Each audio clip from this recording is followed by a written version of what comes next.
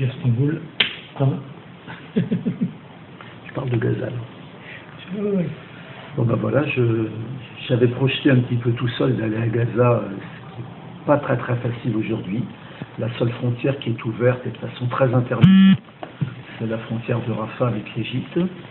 Et j'ai attendu quasiment 2 semaines au Caire sans pouvoir rentrer à Gaza. Pour arriver à Gaza, les Égyptiens ont multiplié les checkpoints, une douane très très difficile à passer. Donc j'ai mis de nombreuses heures aussi pour arriver. Donc quelque part aujourd'hui, il y a une contre-révolution en Égypte qui participe au blocus de Gaza. Il faut savoir que Morsi est inculpé entre autres d'avoir comploté avec le Hamas, le Hezbollah, les gardiens de la Révolution et Al-Qaïda, et qu'il risque la peine de mort sur ce chef d'inculpation, chose qui est assez invraisemblable. Mais donc Gaza fait partie de l'agenda des militaires égyptiens aujourd'hui pour reprendre la totalité du pouvoir. Quand on rentre à Gaza, c'est un vrai laboratoire. C'est-à-dire qu'on se trouve dans une zone totalement surpeuplée, 5000 habitants au kilomètre carré. Il y avait un tiers de la terre qui était cultivable avec à la fois les destructions israéliennes et la surpopulation, il n'y en a plus qu'un cinquième. Il y a 120 000 paysans qui survivent avec moins d'un demi-hectare par famille. Gaza est à peu près autosuffisant en légumes, en épices et en poulet. Mais la plupart des produits de base doivent être importés. Les œufs, la viande rouge viennent d'Israël, le poisson vient d'Égypte quand la frontière est ouverte. Parce que c'est là le véritable problème. Les Israéliens ont totalement bouclé la frontière. On ne peut plus la passer à Erez que de façon très très rare. Les 2 points de passage de Karni et de Kerem Shalom pour les camions sont ouverts de temps en temps. Et pour l'Égypte, c'est à peu près pareil. Il y a en gros 2 jours d'ouverture pour 15 jours de fermeture. Je suis arrivé un jour où, suite à des tirs, les Israéliens ont attaqué la bande de Gaza en 15 points différents. Alors, on n'a pas vraiment l'impression du danger. On entend quelques bruits sourds, mais enfin, à aucun moment on se sent en danger. Et donc le résultat de cette attaque en 15 points différents, donc avec des chars et avec des avions, ils ont pulvérisé une maison habitée par 25 personnes dans un camp situé au centre de la bande de Gaza, à 800 mètres de ce qu'ils appellent publiquement la barrière de sécurité. Donc on prend les mots de l'occupant. Et dans la maison, il y avait 25 personnes. Donc ils ont tué une dangereuse terroriste, la petite Rala, 3 ans, et blessé assez grièvement 2 de ses frères et la mère. Donc on s'est retrouvé 1 heure à peu près après le passage de la frontière à l'hôpital, où alors c'est pas des hôpitaux comme on peut les penser chez nous. Hein. Il y a très peu de médicaments, il y a très peu d'hygiène, il y a un manque assez sérieux de médecins qualifiés. Et les familles qui étaient là nous disaient sortez vos appareils photo, photographiez et témoignez. Donc il y a vraiment une demande que ça ne passe pas inaperçu. Alors, à peu près 3 jours avant, un soldat israélien désœuvré avait tiré sur un chiffonnier du même camp de réfugiés qui faisait une des activités qui permettent de survivre à Gaza, c'est de trier et de recycler les poubelles, donc il l'avait tué. Et encore quelques jours avant, c'était 2 pêcheurs qui avaient été tués, leur bateau confisqué. Alors sur la pêche, on a vraiment une situation totalement tragique.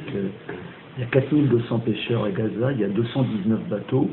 Il y a un port qui a été plusieurs fois reconstruit parce que plusieurs fois détruit, et ça sert quasiment à rien parce que les Israéliens autorisent parfois de pêcher à 2 km de la côte, mais à 2 km il n'y a pas de poisson.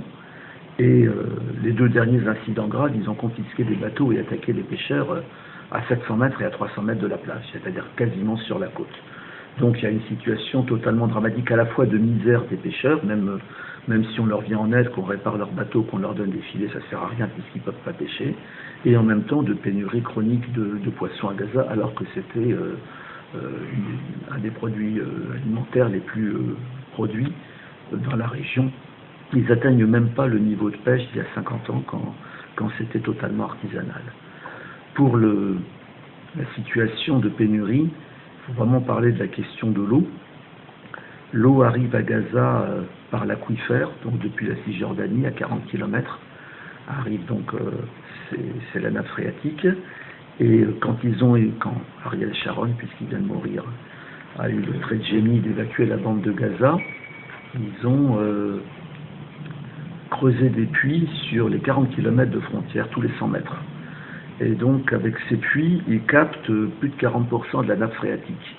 Donc, il faudrait 1 800 000 mètres cubes d'eau par an pour l'agriculture de la bande de Gaza. L'aquifère ayant été vidé n'en produit plus qu'1 100 000. Et donc, du coup, avec l'eau qui manque, l'aquifère se remplit avec l'eau de mer qui s'infiltre. Donc, quand on prend sa douche ou quand on se lave les dents, l'eau est totalement impropre à la consommation. Elle est saumâtre. Et convient de justesse encore à l'agriculture pour combien de temps, mais les Gazaouis doivent y compris importer l'eau potable. Quand on voit la situation de tout ce qui est carburant, en Égypte, l'essence est quasi gratuite, elle est subventionnée, à la pompe elle coûte 11 à 12 centimes d'euros au litre, donc c'est quasi gratuit. Donc quand il y avait les tunnels, l'essence arrivait à Gaza à 70-80 centimes, les gens pouvaient encore circuler. Et maintenant, la première mesure de l'armée égyptienne, ça a été de détruire la majorité des tunnels. Et donc, la seule essence qu'on trouve, c'est de l'essence israélienne, donc au prix européen, 1,80 €, où plus personne ne peut l'utiliser dans Gaza. Donc, il y a quelques voitures. Moi, j'ai eu, comme entre guillemets, notabilité, j'ai une voiture avec chauffeur pendant le temps où j'étais là-bas. Mais sinon, on voit des charrettes, quoi. Il y a extrêmement peu de voitures. Et surtout, la pénurie de fuel fait qu'il y a en moyenne 6 heures d'électricité par jour, 6 heures ça varie, parfois c'est 4, qu'il est totalement déconseillé de prendre les ascenseurs parce qu'on peut rester bloqué dedans, que quand on va dans un bar, il reste quelques bars-restaurants assez agréables sur le front de mer à Gaza, même s'il y a le groupe électrogène, il y a quand même intérêt à avoir la lampe de poche rien pour aller au WC, parce que c'est noir dès qu'on quitte à peu près les zones où il y a un petit peu d'électricité. Donc voilà, pénurie de médicaments, les Espagnols avec qui je suis rentré avaient 7 valises pleines de médicaments pour les différents hôpitaux. C'est une des formes de solidarité, évidemment, qui est possible d'amener ça.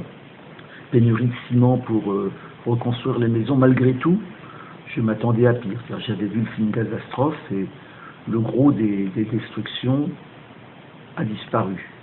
Même la route Salah al-Din qui traverse toute la bande de Gaza, de Erez jusqu'à Rafah, bon, elle est encore pas mal en travaux, il y a des ponts détruits qui sont un peu brinque-ballant où on circule sur voie unique, mais en gros elle est bien carrossable et elle a été en bonne partie reconstruite. Donc vraiment, la situation de Gaza essentiellement, c'est prison à ciel ouvert, laboratoire. Quand je dis laboratoire, par exemple, depuis le blocus de Gaza, donc depuis que les Gazaouis ont mal voté, il y a eu, je ne compte pas plomb durci, 150 paysans qui ont été tués dans leurs champs.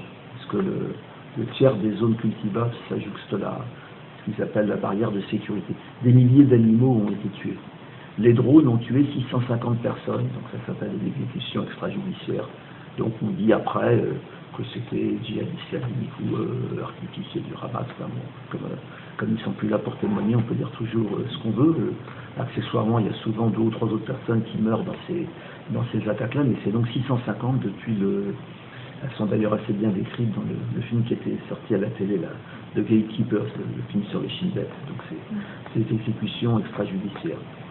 Sinon, qu'est-ce que je peux dire?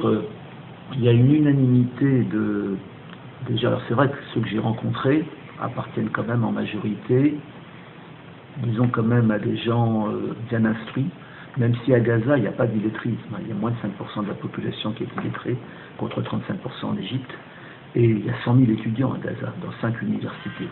C'est-à-dire qu'ils se retrouvent chômeurs après leurs études, ils rentrent d'Europe occidentale ou de Russie avec des diplômes, et puis ils se retrouvent faire des petits boulots, parce qu'il n'y a rien pour eux. Mais c'est une population instruite. Les gens avec qui j'ai discuté, qui appartiennent aussi au monde associatif, le Centre palestinien pour les droits humains, des partis politiques de gauche et tout, ils ont une très très grande colère contre leurs dirigeants. Il y a très grande colère contre le Fatah et le Hamas, et contre les 2 gouvernements rivaux de Ramallah et de Gaza, en disant leur division c'est une honte, ils pensent qu'à leurs intérêts et ils ne pensent pas à nous. Et quelque part, ce qui touche assez durement en termes d'image le gouvernement de Ramallah, parce qu'il fait la politique américaine, le contrat est forcé, touche aussi aujourd'hui le gouvernement de Gaza parce que finalement il gère l'après-Oslo, quoi. Et il n'arrive pas à le gérer parce que c'est ingérable et parce que... Alors qu'est-ce qui fait vivre vraiment la population? C'est un réseau extraordinaire de toutes petites associations. J'ai vu par exemple, j'ai apporté 600 € à l'Union des femmes palestiniennes pour des enfants de familles pauvres ou des orphelins. Bon, ben voilà, avec 3 fois rien, ils montent des jardins d'enfants, ils montent des écoles maternelles, ils montent des réseaux de distribution de vivres aux familles nécessiteuses et tout. Bon, j'ai vu le PCHR qui enquête, qui publie donc le Centre palestinien des droits de l'homme, qui publie toutes les semaines des comptes rendus de toutes les exactions qui sont faites, y compris quand elles sont interpalestiniennes, et qui dénonce toutes les pénuries de médicaments, pénuries d'eau, pénuries d'essence et tout. Et bon, j'ai vu un professeur de l'université qui est un peu connu en France, Ziad Medou, qui témoigne et puis qui explique un petit peu comment avec 3 fois rien, on essaie de faire fonctionner une université, que les gens sortent en parlant une langue étrangère, en ayant les moyens, pour ceux qui peuvent sortir un petit peu, de continuer leurs études à l'étranger. Donc voilà un peu ce que je peux dire de Gaza. Il y a une question que tout le monde pose. Pourquoi la justice internationale qui a inculpé les génocidaires au Rwanda ou en Yougoslavie, pourquoi n'a-t-elle jamais inculpé ceux qui donnent l'ordre à leur armée de tirer sur des civils, ceux qui ont commis des crimes de guerre ou des crimes contre l'humanité? Et en règle générale, ils ont quand même à la fois un fatalisme, mais quand même une colère sourde contre vraiment le sentiment d'être abandonné. Et l'attitude actuelle de l'Égypte en ajoute un petit peu à leur sentiment d'enfermement, à leur sentiment d'être abandonné. C'est ce que je peux dire de...